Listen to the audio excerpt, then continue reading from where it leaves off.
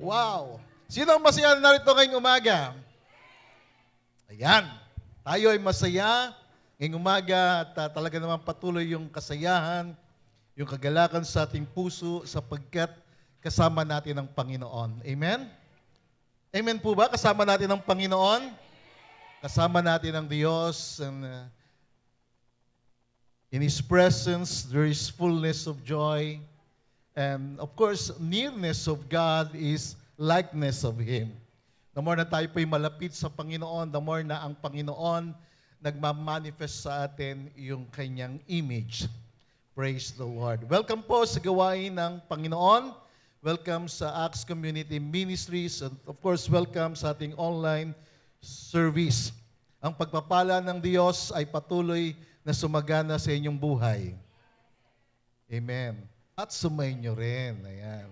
Of course, laging ganon. Kapag nagdi-declare tayo ng blessing, sa iyo rin po. The blessing of the Lord be with you. Ayan. Praise the Lord.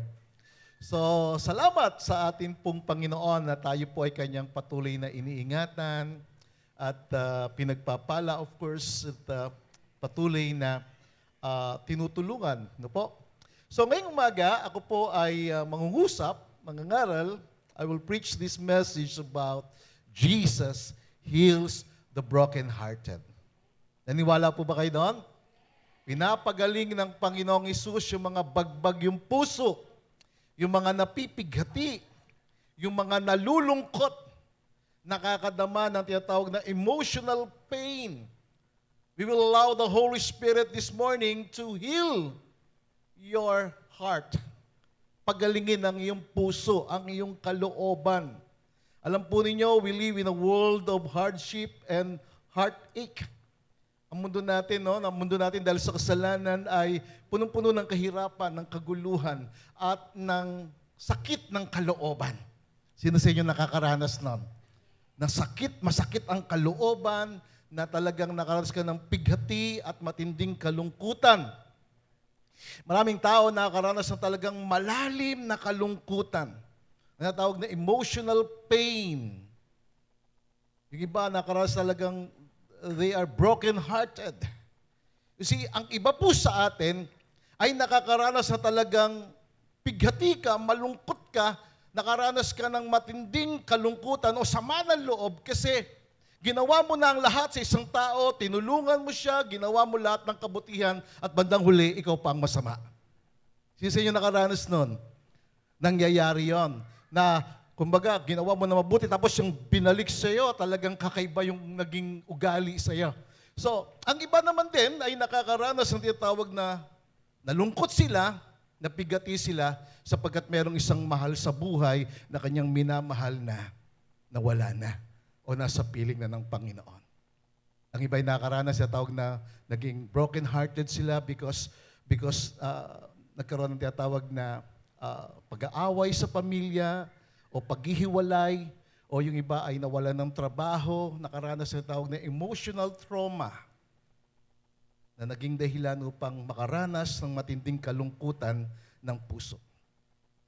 Ang iba ay nakakaranas ng matinding kalungkutan ng kalooban, ng kapigatian, dahil na-reject sila o nagkaroon ng paghihiwalay sa pamilya.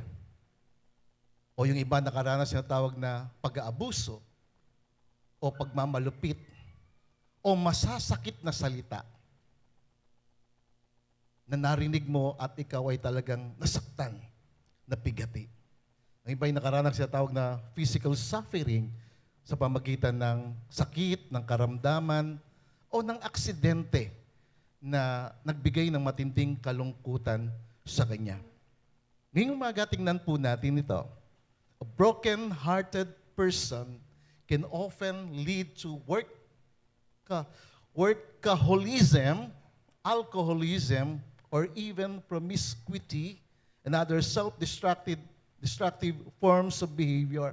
You see, ang ibang tao na nakakaranas ng matinding kalungkutan o kapigatian sa kanilang buhay, tinutuon nila yung kanilang sarili sa sobrang pagtatrabaho. Yan. Nagiging workaholic sila.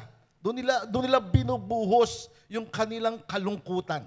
Yung iba naman, binubuhos nila yung kanilang kalungkutan doon sa natawag na bisyo, pag-inom ng alak, no, pagdodroga o anumang klase ng paraan para makalimot doon sa sakit na kanyang naramdaman.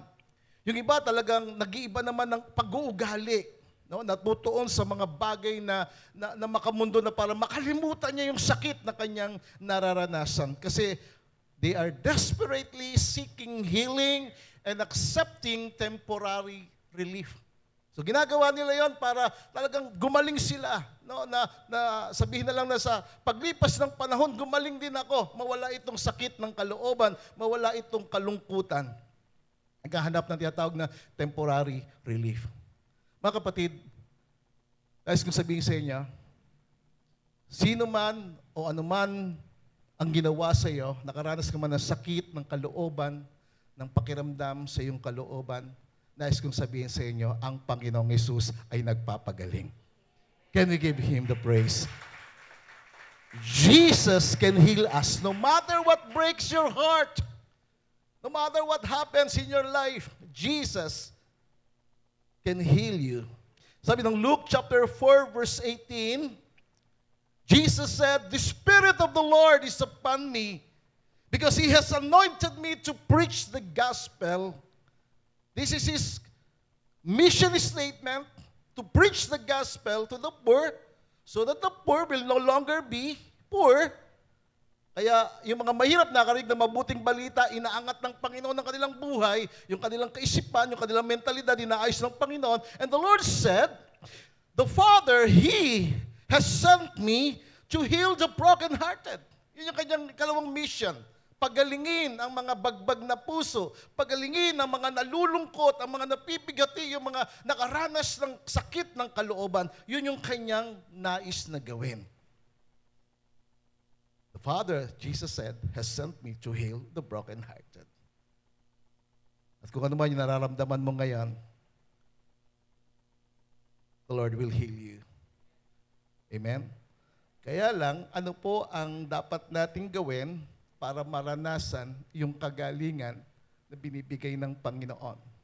What must we do to experience healing from being brokenhearted?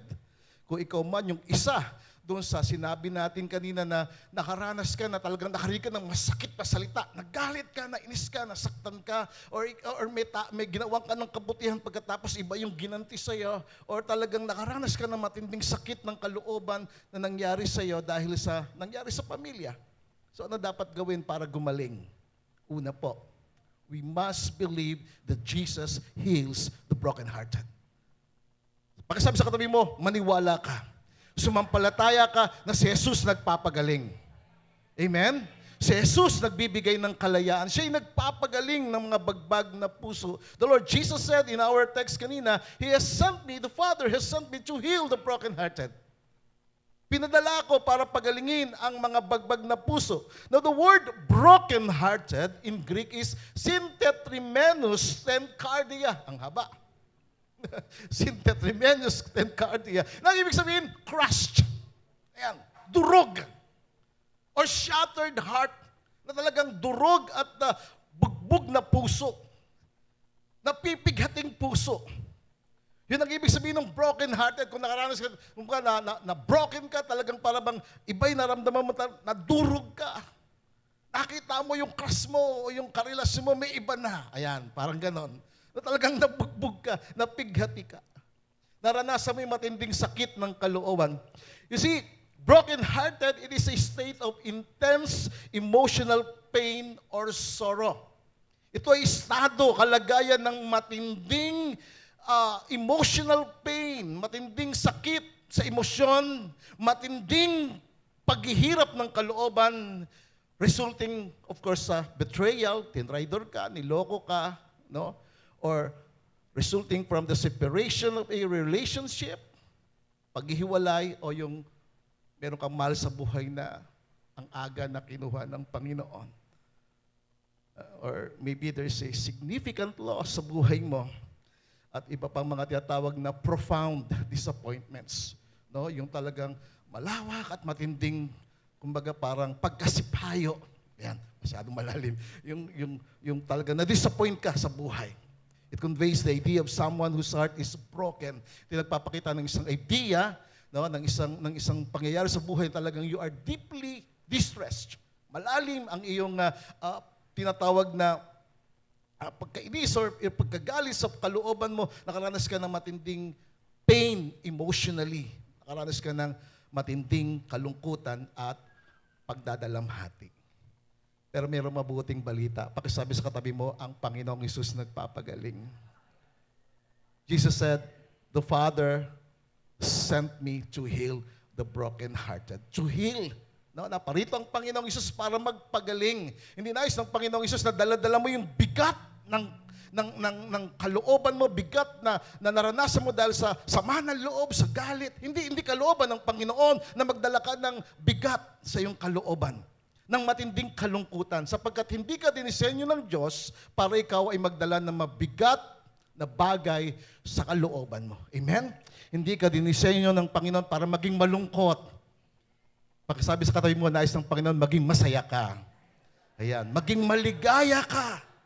Nais ng Panginoong Hesus, kung naranasan mo yung kalungkutan, naranasan mo yung kabigatan sa iyong buhay, siya ay naparito para magpagaling. He came to heal. Now, the word heal in Greek is therapeo.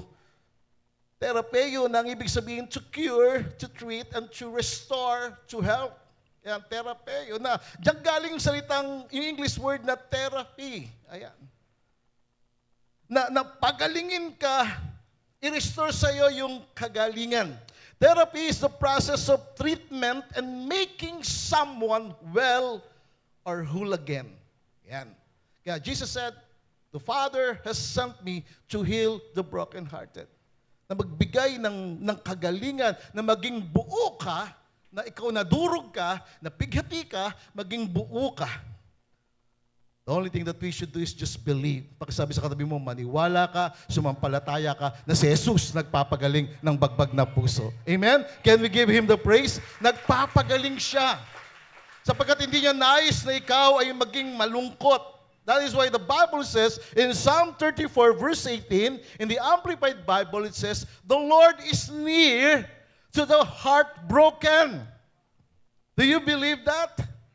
Na ang Panginoon, malapit siya doon sa mga durog, ang puso, doon sa mga napipigati. He saves those who are crushed in spirit. Nililigtas niya silang mga durog ang espiritu, bagbag ang kalooban. Now, think about that. The Lord is near. Ang Panginoon, malapit siya sa mga napipighati. Malapit siya sa mga nalulungkot.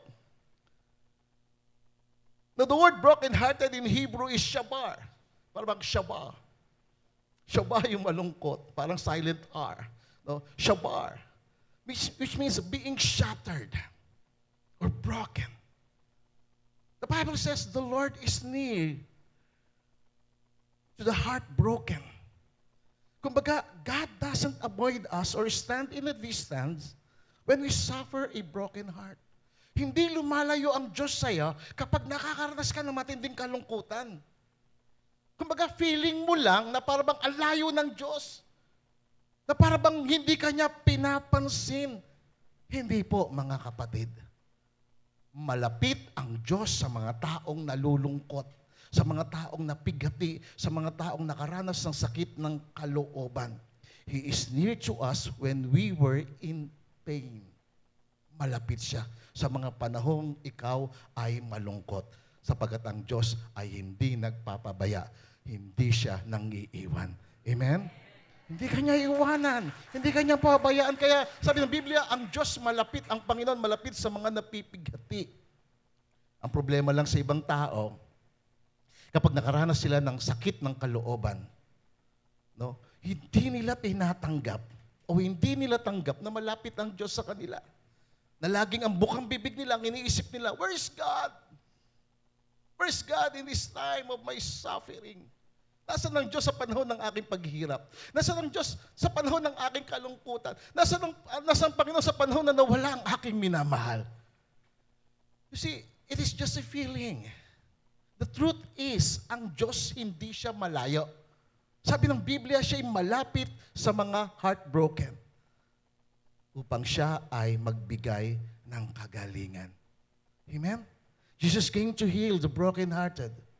The only thing that we must do is to believe that the Lord Jesus heals the brokenhearted. Maniwala ka na hindi niya nais na magdala ka ng bigat, ng kalungkutan sa iyong buhay. Sabi ng Amplified, ng Christian Standard Bible, yung ating word, Psalm 34 verse 18, it says, "The Lord is near the brokenhearted." Ang Panginoon malapit sa mga brokenhearted, sa mga durugang puso. Ang Diyos malapit sa iyo, malapit sa atin. Na tayo po na nakaranas ng sakit, na iniwang ka, na sa kabila ng matinding kabutihan ng ginawa mo, iba ang binalik sa iyo, no? At nakatalikod ka kung ano sinasabi sa iyo. The Lord is near with you. Amen?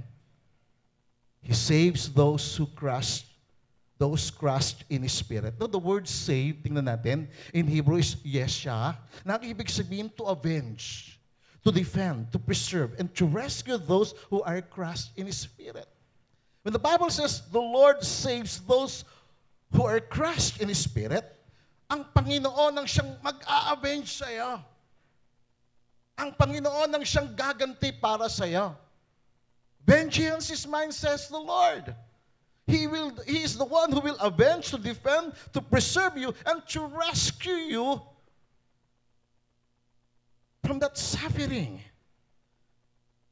So He's the one who will rescue those who are crushed in spirit. That's why the Bible is giving us an assurance that the Lord is near. No? The Lord is near to the brokenhearted, and He saves those who are crushed in spirit. Durog ang puso, nililigtas niya. Amen? Can we give Him the praise? Praise the Lord. The first thing that we should do is to believe that Jesus heals. He is with us to heal us. Pagalingin niya tayo. Pangalawa, we must build ourselves in the Word of the Lord. Itatag natin, no? Hindi ka lamang dapat maniwala o sumampalataya, establish mo yung sarili mo. Build yourself in the Word of the Lord. That is why the Bible is very important. Napakahalaga ng Biblia. Sa panahon ng aking kalungkutan, sa panahon na napighati ako, sa panahon na parang feeling ko na parang na-traidor ako or ginawa ako ng masama sa kabila ng kabutihan ko, lumapit ako sa Panginoon. Hindi ako lumayo sa Panginoon. Itinatag ko, I build up myself in the Word of the Lord.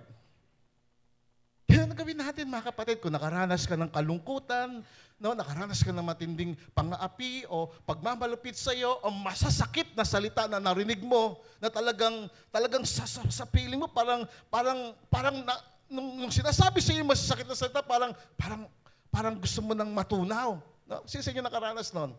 Nung nakarinig ka ng masasakit na salita, parang gusto mo nang bigla kang mawala.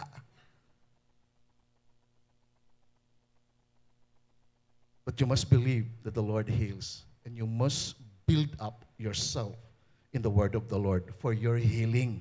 Sabi ng Psalm chapter 147 verse 2, it says, "The Lord builds up Jerusalem. He gathers together the outcasts of Israel." Outcast refers to individuals who have been excluded. Pag sinabing outcast, no, siya yung tinatawag na excluded ka. Ibig sabihin, rejected ka because of your physical, no, and your emotional conditions, parang feeling mo rejected ka. Na parang tinakwil ka, inalipusta ka dahil sa iyong kalagayan. Tandaan niyo po, the Lord builds up Jerusalem. We are the spiritual Jerusalem. Amen? We are the spiritual Israel.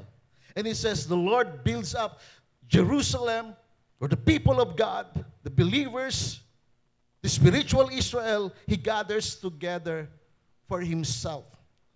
Sila ng mga itinakwil, sila ng mga inabuso, sila ng mga pinagmalupitan, sila ay ginagather ng Panginoon para sa Kanya.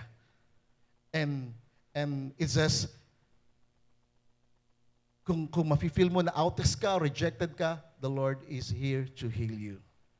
Now, tingnan natin yung verse 3 ng Psalm 147. Basahin natin na malakas. Ready? Go! He heals the brokenhearted and binds up their wounds. So yung mga outcasts, yung mga tao nakaranas ng pain, na reject sila, na in-exclude sila.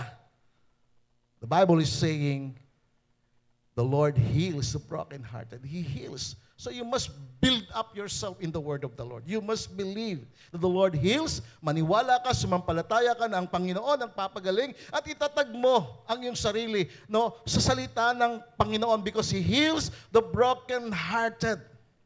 Pinagagaling niya yung mga bagbag na puso at kanyang binabind up yung kanilang wounds. No, the word heals in Hebrew is rapha. Na ang ibig sabihin, to mend by stitching. Yung tinatahi. Pinagagaling sa pamagitan ng pagtahi. Kaya yung mga doktor ngayon na nagtatahi, nakuha nila yun sa Bible eh. Actually, yung unang pagpapatulog para operahan yung tao, galing sa Bible yun eh. Nung inoperahan ng Panginoon si Adan para kunin yung kanyang rib, pinatulog niya muna. And of course, merong tinahi ang Panginoon doon. You see, the word heals is rapha. It means to mend by stitching, tahiin. In other words, it means the Lord is the only one who will mend you by stitching your heart.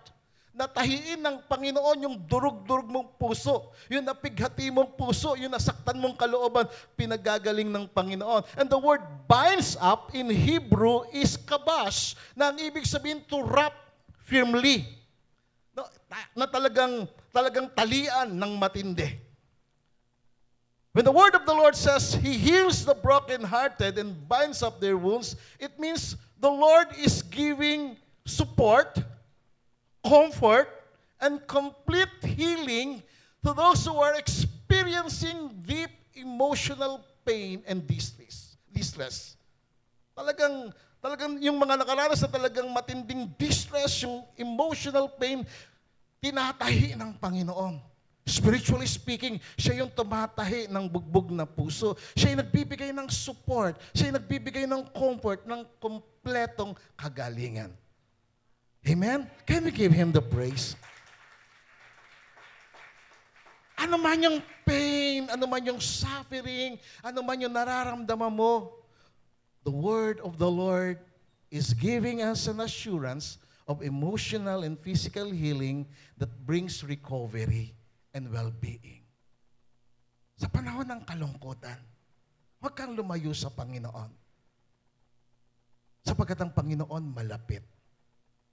At anuman yung mga trouble sa buhay mo, mga trials nangyari sa iyo, God has a word for you.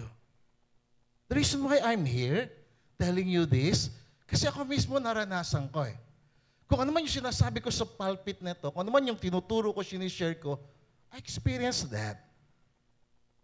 I believe that Jesus heals and I build up myself in the word of the Lord. Sabi ng Psalm 71, verse 20, it says, you caused me to experience many troubles. Sabi ni David sa Panginoon, pinaranas mo sa akin ang maraming kaguluhan. Misfortunes. Ano ibig sabihin nun? Mga kamalasan sa buhay. Nakaranas siya ng kaguluhan, ng kamalasan sa buhay. But he said the word, but you will revive me again. I-revive mo ulit ako. Bakit? Kasi alam ni David na ang Diyos na kanyang pinaglilingkuran ay Diyos na nagpapagaling. Na kahit na dumaan siya sa matinding problema, sa matinding kaguluhan, kahit na maraming tao ang nag-accuse sa kanya, maraming tao ang nagsalita ng masama sa kanya, maraming tao ang nagbigay sa kanya ng panunumpa, nakaranas siya ng matinding kalungkutan, nakaranas siya ng kaguluhan sa kanyang buhay. He said the word, but you will revive me. Naroon yung kanyang pananampalataya sa Panginoon. That the Lord heals the brokenhearted. You will revive me. You will bring me up again, even from the depths of the earth.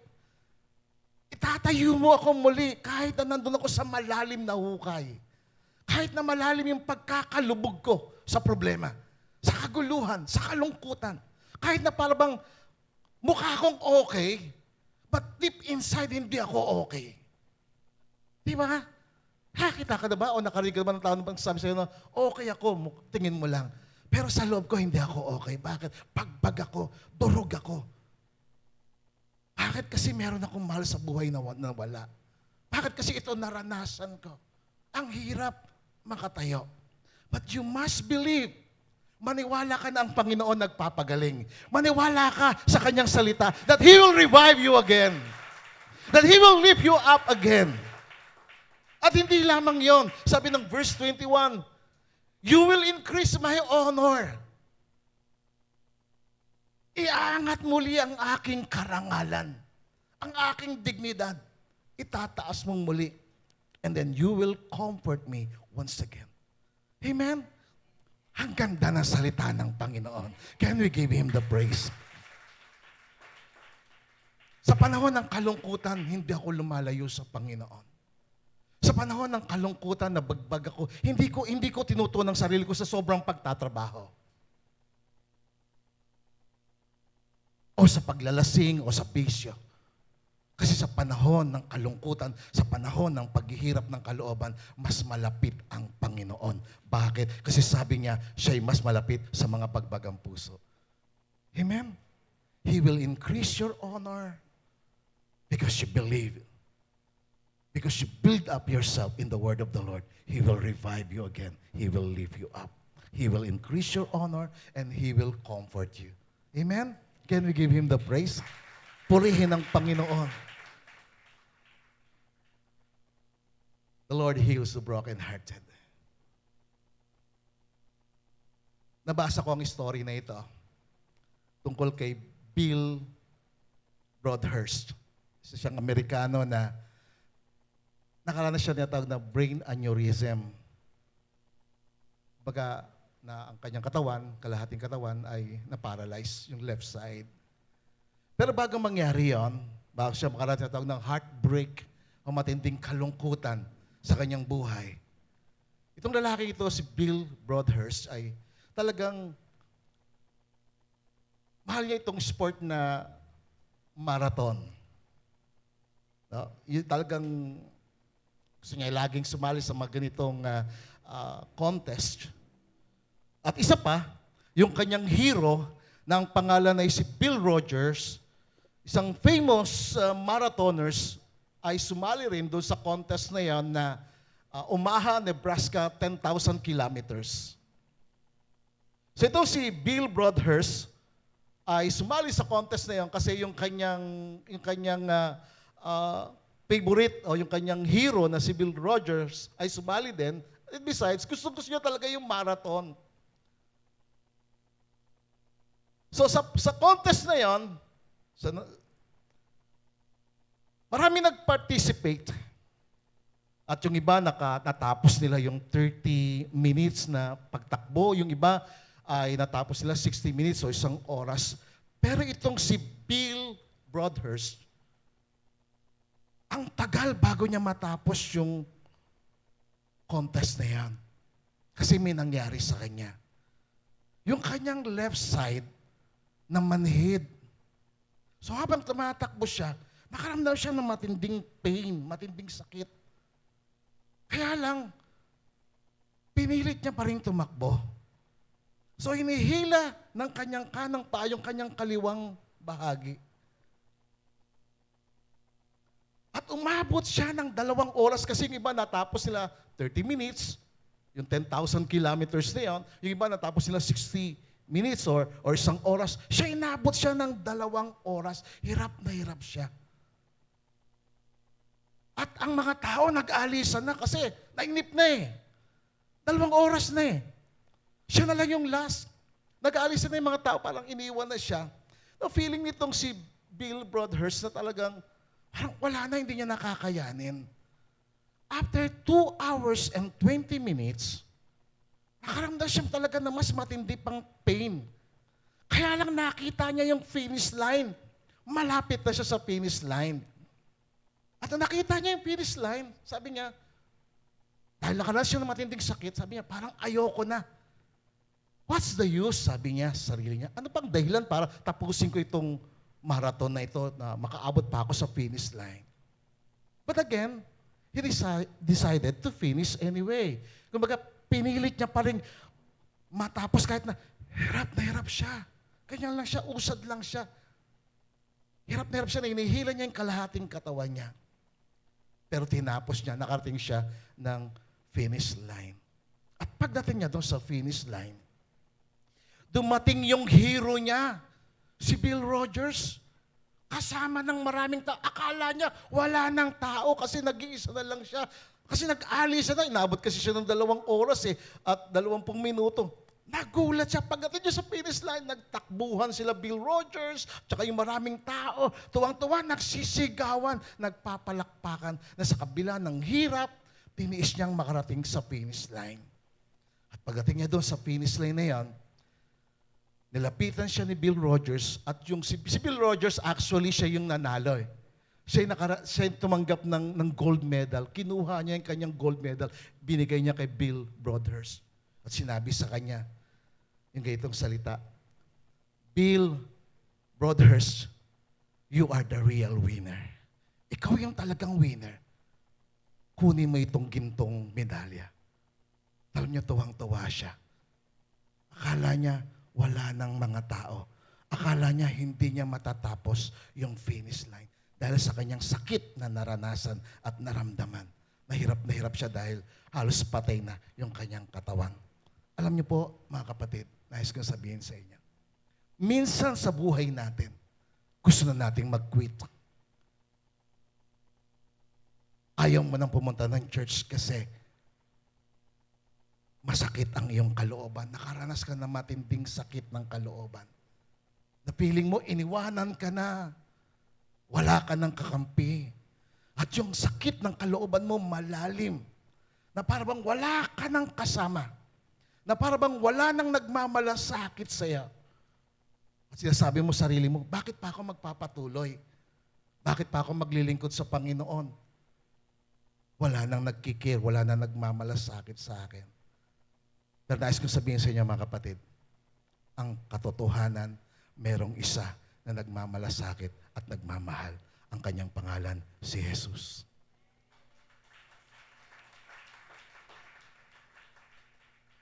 Akala ni Bill Broadhurst, mag-iisa na lang siya. Wala na mag-appreciate sa kanya. Pero nung narating niya yung finish line, nung natapos niya, dumating si Bill Rogers at maraming tao. At talagang in-appreciate siya, pinalakpakan siya. Ganon din sa atin. Feeling mo lang nag-iisa ka. Feeling mo lang wala kang kadamay. Feeling mo lang na parang wala na nagmamalasakit sa iyo. Nais kong sabihin sa iyo, sa panahon ng kalungkutan mo, sa panahon ng paghihirap ng kalooban mo, sa panahon na ikaw ay nakaranas sa matinding sama ng loob ng sakit ng kalooban, ang Panginoong Hesus ay kasama mo. Amen? He is near to the brokenhearted. Jesus heals the brokenhearted. Ang kailangan lang natin, maniwala tayo sa Kanya. Sumampalataya ka sa Kanya. Just build up yourself to Him. Naiintindihan ng Panginoon yung sakit ng kalooban mo. Jesus understands your pain. Jesus is with you in your pain. Jesus can heal your deepest pain. Amen? Your deepest pain, even your worst pain, gusto niya yung tanggalin. Gusto niya yung alisin sa'yo at palitan niya ng kagalingan. Gagawin niya yan sa'yo. Ginawa niya sa akin. Alam niyo ba, minsan ayoko na. Minsan gusto ko nang tumigil. Sa dami ng naramdaman kong sakit ng kalooban, sa dami ng pain, sufferings na naranasan ko. Pero sumampalataya ako sa Panginoon. I build up myself to the Word of Jesus. Pinagaling niya ako. Pagagalingin ka rin ang bawat isa sa atin. Kasi gusto niya maging masaya ka. Gusto niya ikaw ay magaling, pinagaling, at pinagpala. Amen?